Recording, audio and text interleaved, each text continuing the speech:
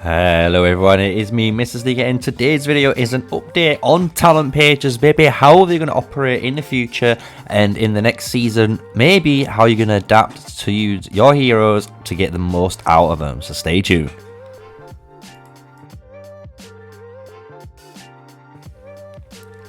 Hello, so yes, it is me, MrSneakyy here with a great video on basically an updated version on talent pages, how we should be actually looking at them and how to basically maximize your heroes with similar trees, right? So what am I talking about when I talk about that, right? So if you've not seen it, obviously my hero guides and a lot of channels hero guides, they obviously give you different pages you can run on a hero, right?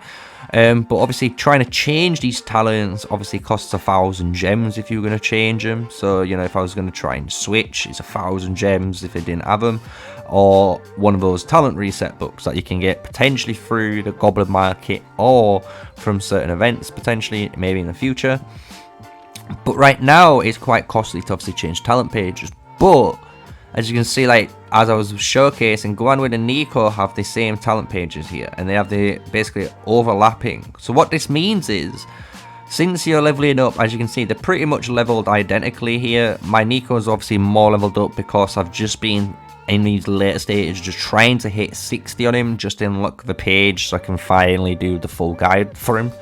But with the actual talent pages, it allows you to actually set, for example, on Nico, the normal PvP build. So this is the normal PvP build I would run.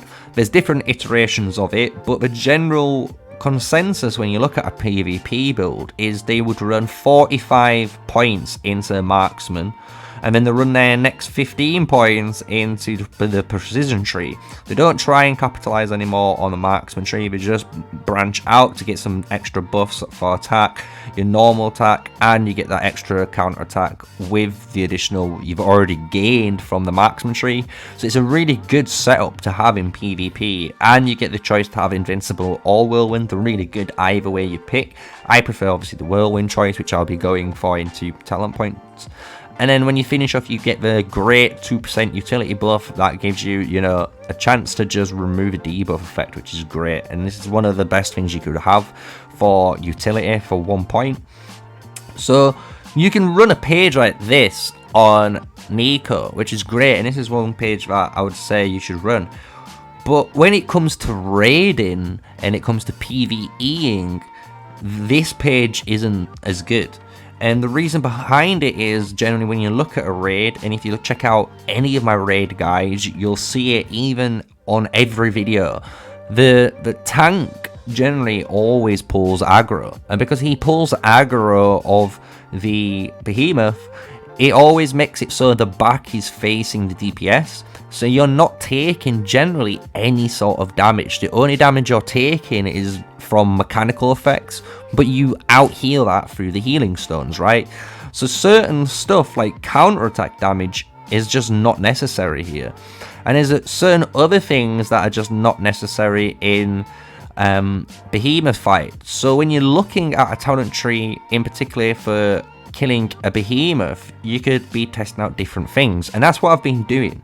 So I've been testing out a few different trees, and so far from all the trees I've found, this tree right here is the best one I found.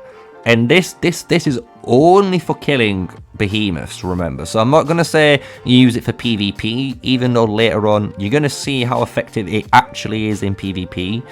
But basically, this shows you more of a specialist in a role, right? So I've gone full almost 60 points into precision. And when I do get my last 3 points, I'll have 1 point to finish off the 5 out of 5 for healing. I'll have 1 point in the initial intuition, and I'll put 1 point in overall speed just to get extra movement speed, because I do prefer the movement speed over the defense down here. Because especially in raids, you want to be able to move so you can get out of the mechanics and beat certain mechanics. It's kind of like a movement check and how good you are mechanically as a player. So when it comes into that, you have this tree, and this tree focuses on everything you can do as an individual player to deal as much damage as possible. And how did I achieve this, right? So the way this works is pretty simple. We go straight down the middle for the increased attack, the increased normal attack damage, and we lose 1% hero skill damage, but we get over 2.5% increased attack, which is such a great payoff to have when you're a single target DPS that's purely just pumping out damage, right? And you'll see why this is so crucial later on, because there's even more damage that's going to ramp up later, and it all stacks together basically. And being able to stack things together, especially in one tree, it shows how good a specialization tree is. So obviously now Whirlwind gets benefit from the amount of attack I have, and it says it's 150 skill like damage factor, but it scales with attack. So this is already obviously 2.5% more stronger. And when we get up to here, this is going to be increasing my attack by 0.5% up to 3% overall, which could be an additional maybe like 4, 5, 6 points of worth of attack, maybe even more depending on how strong your units is. But you'll see the payoff when we get to the reports, right? So we get into this tree and it's pretty simple, but now you can see I have quite a lot of points and it kind of looks crazy. But at first it's pretty simple. When you first get to this section, you dump all 5 points into cool under pressure. You get your interpret and your unstoppable, because this is one of the best talents for an archer, especially if you're going for DPS and raw DPS.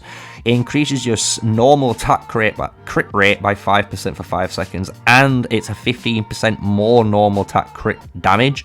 And if you could put it into terms, this is almost like a League of Legends talent, right? Imagine if you was an ADC like Ashe or Jane, or one of these like AD carries. You really care about having more crit chance and crit damage because you are very physical attack based, and you'll realize this when you get into the next section, because you obviously get Mark of the War. And Mark of War in the Behemoth fight is so good because it will max out at 3%, and you will know you'll always gain this 3%, right, throughout the fight. You get 1.5% within 30 seconds, and you get 3% increased attack by 1 minute. So in the first minute of damage, you're already at full marks of war, and this will not leave. This will just stay there because you're going to be constantly in combat. So your damage you're pumping out is already going to be 3% more than you would normally be dealing, right? So now we have 15 points left over, and this is where you start pumping out insane damage when you start stacking things. So now we mitigate an additional 2% of the enemy's defense. Down here, we already mitigate 1% of the enemy's defense because of the Arrow of Precision. We also deal 2% more normal attack damage here, which we already stack in through here and here. Plus here, we put a 25% chance to increase fragility, which is when we cast our rage skill on that person. And as you know, Nico's rage skill reduces their physical defense by 15%. Now, with that extra 50% defense reduction, you're gaining an additional 10% more normal attack for 5 seconds. So it's a massive burst of damage for 5 seconds. And this talent, I was a bit shaky on. I'm not going to lie. I was shaky, and I was going to dump an extra 5 points into here to get, more rage gen. But you'll realize you don't really need the rage gen with this build. It's so powerful on how it on its own, how it works. But this is really good because there's certain scenarios where you do take a little bit of trash damage, right? You might have 110k march, and your march drops down to about 95k. You've just hit some trash damage. This 150 healing factor is on your troop count, and it goes up very quick. And you will be surprised how fast you'll heal back up to maybe 100 and 105k. And if you get hit again before the healing stone, it's cool, right? Because you've been sustained healing yourself. And the thing is, the more you heal, the more damage you're going to be dealing. Because again, you're increasing the amount of troops you've got. So you're going to be increasing the amount of normal attack damage you're dealing, the amount of skill damage you're dealing. So it's a great skill to actually have in the Behemoth fight, right? And if I had, as you can see, my Nico isn't maxed out. I am missing 3 points, but the 3 points are very simple in my eyes. I would put the last point in dedication, 1 point into the initial intuition to get that beautiful 2% chance to remove a debuff effect when you're launching a normal attack. And I'd just put the last point in overall speed to give yourselves a total of 8% march speed, which should be just enough for all the movement mechanics in this game currently, especially when you go in through like the Necro Giant fight. You can move to all the safe zones really fast with this build already, so having 1 more % would just ensure that safety, right? So this is the build for what you could be running, and the cool thing with this build is what I've gone over. I would have this build next season on Guan Win, because now you can have your Nico with the PvP build, as you can see on screen, and then your Guan Win would have that big OP PvE Raid build on it. So it allows you to run Nico as the primary for PvP, and then you switch to Guan Win as the primary commander and have Nico behind her, and now you have that page set up for the raid, and you're going to be pumping out insane damage, absolute insane damage. And if you're wondering how I know this, normally before, most people would have seen through reports and even basically like being in POS and NT45, my ranking in damage is always floated between rank like 13 to about 10. I've always hit around those two numbers. That's just basically the damage I've hit. However, that was with the PvP build, and that's what I would always run, right? But ever since changing the build up and actually seeing in a full raid what it can actually provide, I've been able to hit over 105k point. As you see, 105.2k damage. I hit rank 5 out of anyone, and it's insane when you look at it, because when I go and tried it again, as you see, I hit rank 6 with 63.2k, and I would be down here where you see in 57k. So I've almost gained 5,000 damage from out of nowhere from just the talent build. And this might have been even me taking bad damage, right? And as you can see here, rank 5 in damage again, 72.6k. In rank 10, and this is where I would be, I'd be dealing nearly 10,000 less damage. It is absolutely absurd how much damage this build deals. And the cool thing is, we tested it with a 2nd March. So as you can see here, Liquid Fear did 100.7k. And through chats and obviously preparing during it, he ran the exact same build as I did. And he was even more surprised because he was around, again, between 22 to 17. He would float around here for quite a lot while running the PvP build. But as soon as you switch to this precision specialist build, he started jumping up, and he's up into the top 10 spots now for damage. And the reason this is so important for you guys to realize is you've got to remember, I'm only 14.13, I'm only 14.1 million power. In personal power, I'm only 471k in the entire kingdom. And if I was going to go and check the alliance, for example, so let's go to settings, rankings, and personal power, I'm only rank 77. So I'm not even in the top 50 in power in my alliance, yet I was rank 5 in DPS. Which just shows, actually, talent pages are going to be really important. And I hope in the future, these guys do put, extra ways to make talent pages more accessible, so you can change your own talent pages on the fly. Because that would be probably one of the best steps in the right direction for combat in this game. Because it's a clear show that if we're able to test properly and we're able to check these talent pages out, we're gonna be able to see how strong, they are comparatively to each other.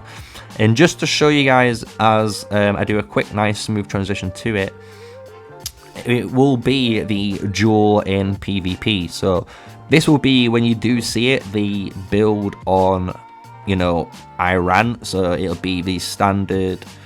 Let me go back onto the hero page. So this will be the page you're going to see on screen. He was level 56 during this fight, so he just had one less on here, so he had 90 instead of 120 on the healing factor, right? But he had no rage generation, right, really. And then in a raid, to be honest, that's not much of a problem, because the rage gen obviously gives you great damage output, but you want the rage to trigger the Shadow Blades, you know, effect to occur. And then when you've done that, your Shadow Blades are on a 1 minute 30 cooldown, so you kind of just sat there waiting for it to, you know, come off cooldown, so your skill cycling triggers it off again.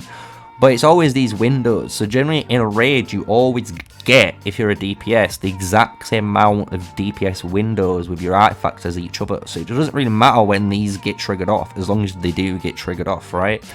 So now I'm going to do the smooth transition. I know I've kind of rambled on. Let's do the smooth transition into the duel, and we'll finish up the video.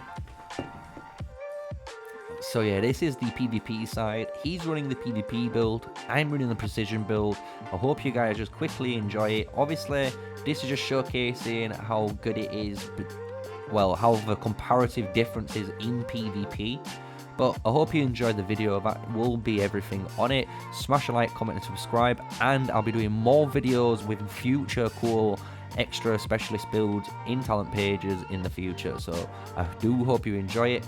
But as you can see now, the fight is coming to conclusion. He hits his skills quicker, as you can see, but I do hit harder per auto, so it's a very close fight. So I hope you enjoyed it. That is the video, and that is me, MrSneakyy. So peace out, guys.